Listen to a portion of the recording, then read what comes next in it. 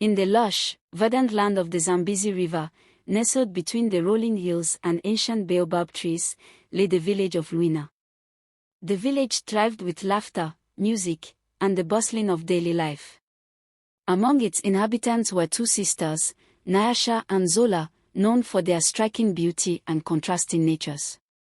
Nyasha, the elder, was kind-hearted and generous, beloved by all. Zola, the younger, was envious and cunning, her heart twisted with jealousy toward her sister. Their mother, Mama Jumo, was a revered healer, possessing knowledge of herbs and ancient wisdom passed down through generations. As she grew older, she knew it was time to choose a successor. Despite her love for both daughters, Mama Jumo saw that Nyasha had the gentle spirit and wisdom needed to continue her legacy. This decision enraged Zola, who believed she was more deserving of the honor and the power it brought. Determined to claim the role for herself, Zola devised a plan to rid herself of Nyasha. She secretly met with a malevolent witch named Mchoi, who lived deep within the forest. Zola offered Mchoi a bag of precious gems she had stolen from her mother in exchange for a potion that would curse her sister. Mchoi accepted the offer and brewed a potion that would transform Nyasha into a bird, forever trapping her away from the village. Zola returned home with the potion, her heart racing with anticipation. That night, under the guise of sisterly love, she offered Nyasha a drink infused with the cursed potion. As Nyasha sipped the concoction, she felt a strange sensation wash over her. Her body began to shimmer and shift until she was transformed into a beautiful dove.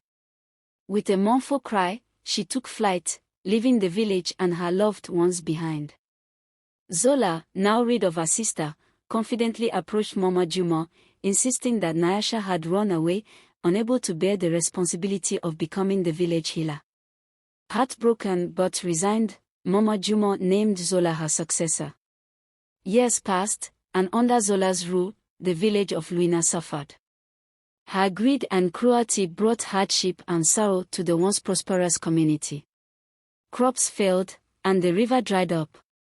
The villagers lived in fear, and Mama Jumo's once thriving garden of medicinal plants withered under Zola's neglect.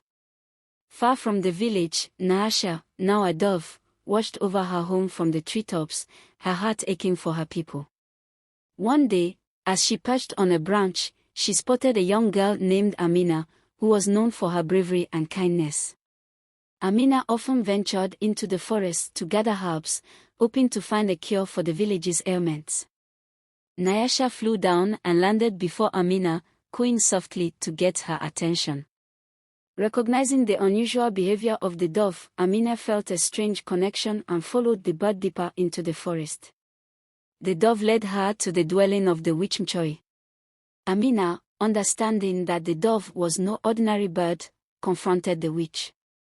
"I know you possess great power. Tell me how to break the curse on this dove." Mchoi, amused by Amina's boldness, agreed to reveal the secret in exchange for a favor. "You must find the rare moonflower, which only blooms under the full moon's light. Bring it to me, and I will give you the antidote to the curse." Undeterred, Amina embarked on a quest to find the moonflower. She journeyed through treacherous terrain, facing wild animals and harsh weather. On the night of the full moon, she discovered the glowing flower in a hidden glade and carefully plucked it. Returning to Mchoi, Amina presented the moonflower. True to her word, the witch brewed an antidote and handed it to Amina. "Pour this over the dove at dawn, and your village will be free." Amina hurried back to Lwena, finding Nyasha perched near the village square. As the first rays of dawn broke the horizon, she poured the antidote over the dove. In a flash of light, Nyasha transformed back into her human form, her eyes filled with gratitude.